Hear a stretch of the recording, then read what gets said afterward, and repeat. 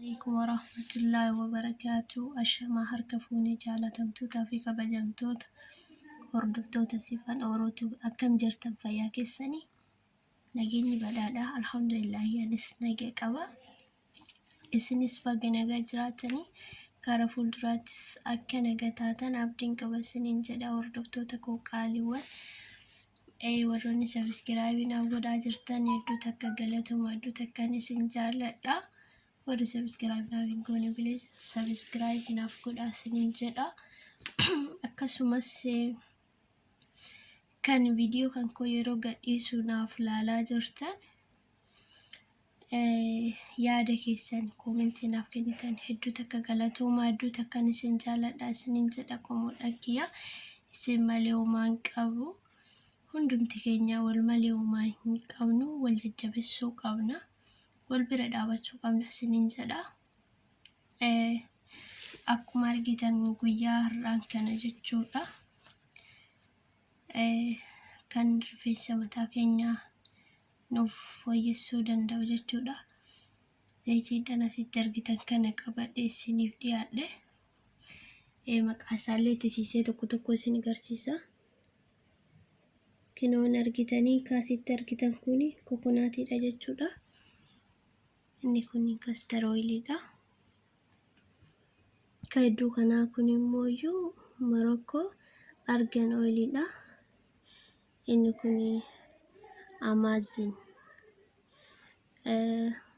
haala kanaan jechuudha sansiliidha baay'ee tokko bakka fooliin isa kanaallee hedduu takka namatti tola akkasumas mataa rifeensa keenyas hedduu takka nuuf fooyyessaa isiniin jedha ani akkuma argitan kana zayitii kanniin afur itti fayyadama yeroo tokkotti jechuudha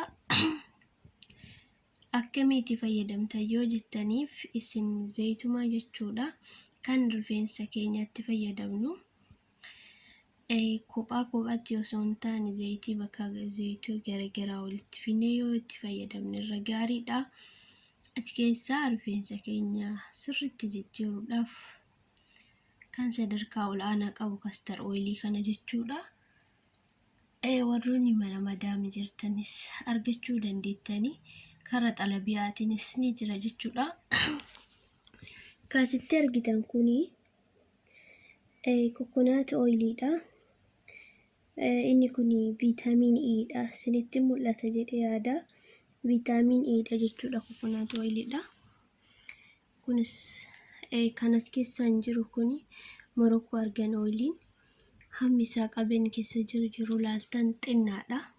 Laakiin faayidaan isaa hedduu takka guddaadha isiniin jedha hedduu takka jijjiiramas qaba maalan isaa xiqqoon guddaadha garuu faayidaa isaa baay'ee gaariidha isiniin jedha inni kunis Amazing baay'ee bareedaadha zayitii kanniin marra tokko jechuudha walitti naqee haala tokko itti fayyadama ani kanuma bichaa qubattis fayyadamoo osoo hin taane kan itti fayyadamuun hin jira zayituunidhaan walitti dabala jechuudha zayitiidhaan kanniin hundaa zayituunidhaan walitti maksadhe eegaa walitti maksee booda rifeensa kan kootti dibadha jechuudha yeroo rifeensa keessanii dibattan bilis rifeensi keenya akka kaawwanni namoota fakkeenyaaf biyya arabaa kanas ta'e akkasumas ardeeshaa jechuudha rifeensi keenya gasirra taa'amiti waan ta'eef battalumatti akkuma jedhamu sanitti zayitii fudhachuu baachuu danda'a kanaafuyyuu zayitii yeroo itti fayyadamtan daftanii ofirraan dhiqina of keessa tursiisaa dhiqoo fakkeenyaaf ani guyyaa tokko guutus of keessa niin oolcha laakiin baay'een dibadhu malee jechuudha yeroo ofirra tursiisuu fedhu akkana keessa yaa'u waan hin feeneef jechuudha akkuma argitan fakkeenyaaf amma kan as keessa jiru kuniin jechuudha keessi isaa dhangala'uudha laazim walitti yoo dabalame malee namaaf hin mijataa miti fakkeenyaaf coconut oilii isiniif bana ilaaltanii keessa isaa inni dhangala'aadha miti. Kiloo haala kanaan jira jechuudha. Keessi kokonaat oiliidha. Yeroo banee isinitti agarsiisu dhangala'aadha miti jechuudha keessi isaa. Kunniin sadiin kunniin dhangala'aadha. Yeroo wanta hundarraa jechuudha. Zayitii makaawwanis yoo dhabdan please itti fayyadamuu hin dagatinaa. Zayituun itti fayyadamuu hin dagatinaa. Maaliidhaaf ijoolleen mana madaamii jirtanis madaamiin teessan sababa keessan osoo hin taane sababa kan ofiitii jecha bitatte waan ta'eef nyaata sirriitti fayyadamanii. Kanaaf kun hin jira isiniin jedha.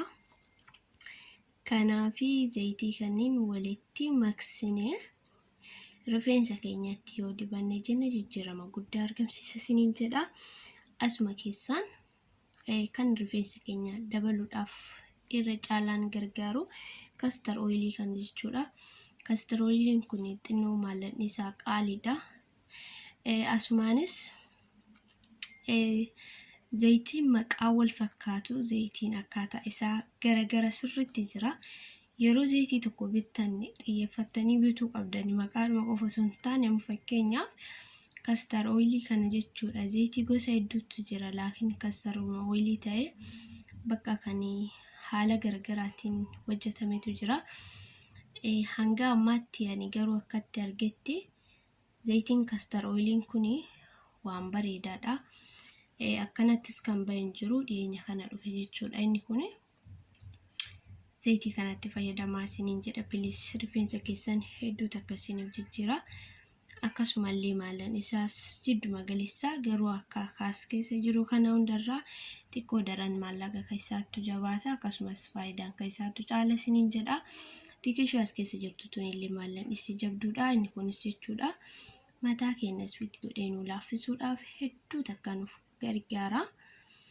Kanaafi itti fayyadamaa isiniin jedha zayitiidhaan kanneen kan rifeensa kan kootti fayyadamu ani kan ofii kan kootti itti fayyadamu jechuudha. Jijjiirama hedduu takkan qaba. Akka itti fayyadamtan abdiin qaba. Akka isinis fayyadu abdiin qaba jechuudha. Ani jechuudha akkanumaan intini osoo hin taane kan ofii kan kootti itti fayyadamu waan ofii kan kootti jijjiirama irratti argee fi wantaan itti fayyadamu kana isiniifis qooduu dhufee isiniin jedha. Yaani kiyya kun yoo isinitti tolee isiniin jedhe subscribe akkasumas share yeroo kan jiraatu ta'e shares naan godhaa isiniin jedha. Kanaafi wal bira dhaabannu wal jajjabeessinu wal malee homaa hin qabnu. Yuutubaroota keenya kan lafaa dhufaa jira kanneenis harka qabnee wal jajjabeessinee ofii wal qarqaarra jenne bakka gaarii jedhama jenne gahuu dandeenya isiniin jedha. Obboleeyyan kiyya qaalii kan rifeensa isaa gadiin jissanis kanneenumaa dhugaa rabbii dubbachuudhaaf rifeensa keessan jijjiiruu yoo barbaaddan wantoota hin jiraami namni walitti intini goggodhu tokko jechuudha. Isarra kan faayidaa isiniif qabu zayitiidha yookiin kireemii mataati malee kan injira nam tokko killiif akkasumas damamnaamna wanta akkanaa kanneen garuu YouTube irra hedduu takka barsiisanii laakiin garuu kan faayidaa isiniif qabu zayitii jechuudha. Kan rifeensa keenyaaf qophaa'e ulaagaalee isaa hunda guuttatee bahe osoo argitanii maallaqa guddaadhaan bittanii isatu irra faayidaa isinii qaba isiniin jedha. Kanaafi zayitiin keenya kanarraa kana fakkaata. Ani kinoo akkuma argitan kana zayitii kanneen arfanii zayituunidha. Shanan kanneen walitti naqee yeroo walitti naqusanii zayitii hunda isaa wal fudhachiise akkuma argitanii castor oilii intini kokonaatii reefisini banee ture keessi isaa akka kaawwanii dhangala'aa miti yabbuudha. Isa kanaan sirriitti wal fudhachiise wal keessa intini godhe rifeensa kan kootitti dibadhe eega tursiisee booda ofirraa dhiqa isiniin jedha.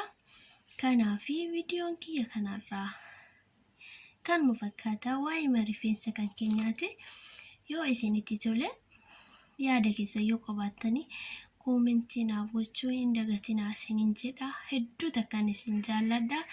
Hedduu takkaan isin kabajaa. Warroonni gara maatii kan kootti dhufaa jirtan irruma deebisee galatoomaa isiniin jedha. Obboleeyyan kiyyaa isin malee uumaa hin qabu.